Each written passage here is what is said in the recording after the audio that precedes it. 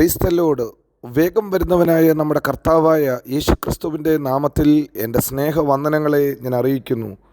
റോമാലേഖനം 11 2 ദൈവം മുന്നറിഞ്ഞിട്ടുള്ള തൻ്റെ ജനത്തെ തള്ളിക്കളഞ്ഞിട്ടില്ല.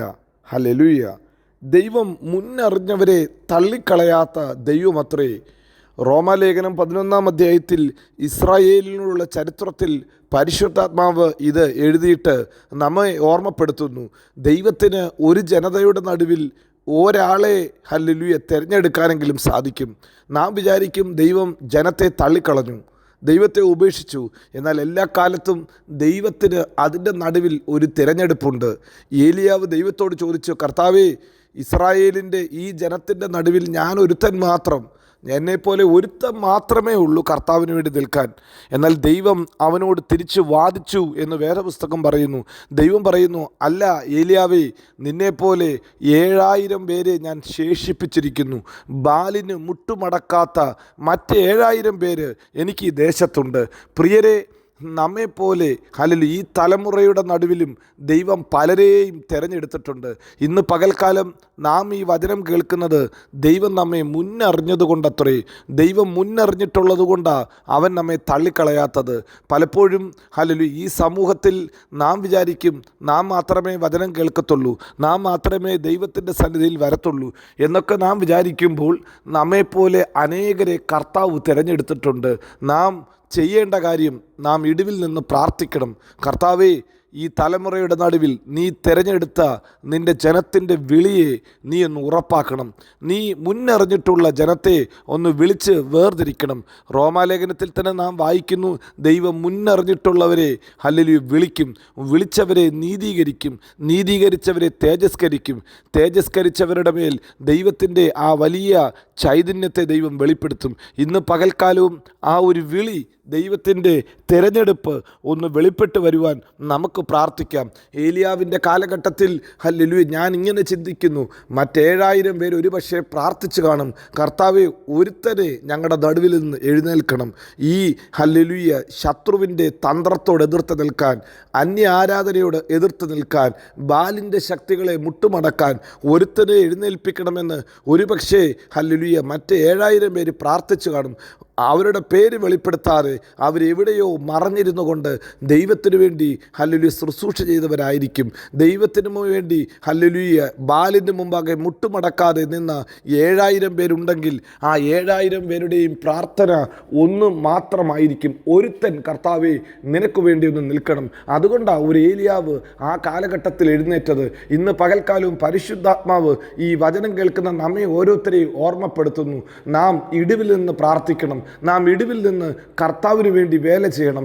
ദൈവസഭയെ ബലപ്പെടുത്തുവാൻ, ധൈര്യത്തോടെ നിൽക്കുന്ന ചിലരെ ഉയർത്താൻ, ഈ തലമുറയിൽ എഴുന്നേൽപ്പിക്കാൻ നമുക്ക് പ്രാർത്ഥിക്കാൻ സാധിക്കണം. ദൈവം മുന്നറിഞ്ഞിട്ടുള്ളവരെ അവൻ തള്ളിക്കളയത്തില്ല, മുന്നറിഞ്ഞ ജനത്തെ അവൻ ഉപേക്ഷിക്കത്തില്ല. നിങ്ങൾക്കറിയാം യേഹൂവിൻ്റെ തിരഞ്ഞെടുപ്പ്. യേഹൂ തൻ്റെ കൂട്ടുകാരുടെ നടുവിൽ പട്ടണവാതിക്കൽ ഇരിക്കുമ്പോൾ ഇതാ ഏലിശാ പ്രവാചകൻ ചെന്നിട്ട് അവനെ വിളിച്ചു, നായക നീ ഒന്ന് വന്നാട്ട്, നായക നീ ഒന്ന് വന്നാട്ടെന്ന് വിളിക്കുമ്പോൾ യേഹൂവിന് തന്നെ സംശയം, എന്നെയാണോ വിളിച്ചതെന്ന്. എന്നാൽ ജനത്തിൻ്റെ നടുവിൽ ദൈവം തിരഞ്ഞെടുത്തവരെ അവൻ വിളിച്ച് വേർതിരിച്ചു. ഈ പകൽക്കാലവും കൂട്ടത്തിൻ്റെ നടുവിലായിരിക്കാം നാം ഇരിക്കുന്നത്, ഒരു സമൂഹത്തിൻ്റെ കൂടെ ആയിരിക്കാം നാം സഞ്ചരിക്കുന്നത്. എന്നാൽ ദൈവം മുന്നറിഞ്ഞ വ്യക്തിയാണോ? ദൈവം നിങ്ങളെ മുന്നറിഞ്ഞിട്ടുണ്ടോ? നിശ്ചയമായി അവൻ നിങ്ങളെ വിളിച്ച് വേർതിരിക്കും. ജനത്തിൻ്റെ നടുവിൽ നിന്ന്, സമൂഹത്തിൽ നിന്ന് കർത്താവിന് വേണ്ടി നിങ്ങളെ ഈ ദിവസങ്ങളിൽ വേർതിരിക്കും. ദൈവം മുന്നറിഞ്ഞിട്ടുള്ളവരെ അവൻ തള്ളിക്കളയത്തില്ല. ഒരു പക്ഷേ ദൈവത്തിൻ്റെ ആ ഒരു വിളി വെളിപ്പെടാൻ അല്പസമയം എടുത്തെന്നിരിക്കാം. എന്നാലും കർത്താവ് മുന്നറിഞ്ഞിട്ടുണ്ടോ? ഒരു നാളും തള്ളിക്കളയത്തില്ല. നാം നമ്മുടെ ഉള്ളിൽ വിശ്വസിക്കാൻ തയ്യാറാകണം. എൻ്റെ അമ്മയുടെ ഉദരത്തിൽ ഉരുവാകുന്നതിന് മുമ്പ് എൻ്റെ കർത്താവ് എന്നെ മുന്നറിഞ്ഞതത്രേ. എൻ്റെ അമ്മയുടെ ഉദരത്തിൽ ഞാൻ അസ്ഥികൾ രൂപപ്പെടുന്നതിന് മുമ്പ് പിണ്ടാകാരമായിരുന്നതിന് മുമ്പ് എൻ്റെ പേര് ചൊല്ലി വിളിച്ച് എന്നെ മുന്നറിഞ്ഞ ഒരു കർത്താവ് എനിക്കുണ്ട്. അപ്പസ്തലനായ പൗലോസ് തൻ്റെ ജീവിത ചരിത്രത്തിൽ അങ്ങനെ തന്നെ വിളിച്ചു പറയുന്നു. ഹല്ലേലൂയ. നാം അപ്പസ്തോല പ്രവർത്തികളിൽ വായിക്കുന്നത് താൻ ഇങ്ങനെയാണ് പറയുന്നത്: ഡെമസ്കോസിൻ്റെ പടിവാതിക്കൽ വെച്ച് ദൈവം എന്നെ തിരഞ്ഞെടുത്തു, ദൈവം എന്നെ അറിഞ്ഞു. ഹല്ലേലൂയ. എന്നാൽ തൻ്റെ ദൈവത്തോടുള്ള തൻ്റെ അറിവ് വർദ്ധിച്ചപ്പോൾ ഹല്ലേലൂയ അദ്ദേഹം ഇങ്ങനെ പറഞ്ഞു, ഗലാത്യ ലേഖനത്തിൽ പറഞ്ഞു, എൻ്റെ അമ്മയുടെ ഉദരത്തിൽ മുതൽ ഹല്ലേലൂയ എൻ്റെ ജനനത്തിൽ തന്നെ എൻ്റെ കർത്താവ് എന്നെ അറിഞ്ഞു. എൻ്റെ കർത്താവ് എന്നെ അറിഞ്ഞത് ഡെമസ്കസിൻ്റെ പടിവാതിക്കൽ വെച്ചല്ല, അതിനു മുമ്പ് എൻ്റെ അമ്മയുടെ ഉദരത്തിൽ വെച്ച് തന്നെ അറിഞ്ഞു. എന്നാൽ കുറെ കൂടെ താൻ മുമ്പോട്ട് പോയപ്പോൾ എഫേസ്യ ലേഖനം 1-ാം അധ്യായത്തിൻ്റെ 4-ാം വാക്യത്തിൽ താൻ ഇപ്രകാരം എഴുതി: ലോകസ്ഥാപനത്തിന് മുമ്പ് തന്നെ ക്രിസ്തുവിൽ എന്നെ മുന്നറിഞ്ഞ ദൈവം. ഹല്ലേലൂയ.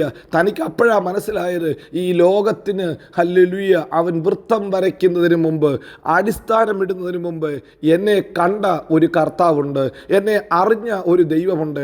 പ്രിയരെ, ഇന്ന് പകൽക്കാലവും നാം മനസ്സിലാക്കേണ്ട ഏറ്റവും വലിയ സത്യം അതാ. ഒരുപക്ഷെ വെളിപ്പെടാൻ അല്പം താമസിച്ചെന്നിരിക്കും. കർത്താവിന് നിന്നെ നന്നായിട്ടറിയാം. കർത്താവ് നിന്നെ തള്ളിക്കളഞ്ഞിട്ടില്ല. ഈ ഹല്ലേലൂയ ദൈവം താൻ മുന്നറിഞ്ഞിട്ടുള്ള തൻ്റെ ജനത്തെ ഒരു നാളും തള്ളിക്കളയത്തില്ല. ഈ പകൽക്കാലം നമുക്കൊന്ന് നന്ദി പറയാൻ സാധിക്കുമോ? കർത്താവേ, നീ എന്നെ മുന്നറിഞ്ഞ ദൈവമാ.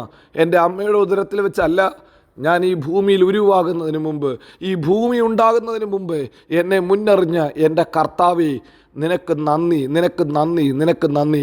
അങ്ങയുടെ വിളി, അങ്ങയുടെ ഹല്ലേലൂയ എന്നെക്കുറിച്ചുള്ള ഉദ്ദേശം അതൊന്ന് വെളിപ്പെടുത്തി അങ്ങയുടെ മഹത്വത്തിന് വേണ്ടി എന്നെ ഉപയോഗിക്കണമേ എന്നൊന്ന് പ്രാർത്ഥിച്ചാൽ മാത്രം മതി. നമ്മുടെ കർത്താവ് നമ്മെ ഉപയോഗിക്കുവാൻ വിശ്വസ്തനായ ദൈവമാ, വാക്കുമാറാത്ത ദൈവമാ. അവൻ നമ്മെ എല്ലായിടത്തും എല്ലായ്പ്പോഴും ക്രിസ്തയേശുവിൽ ജയോത്സവമാക്കി നടത്തും. God bless you. Amin, Amin.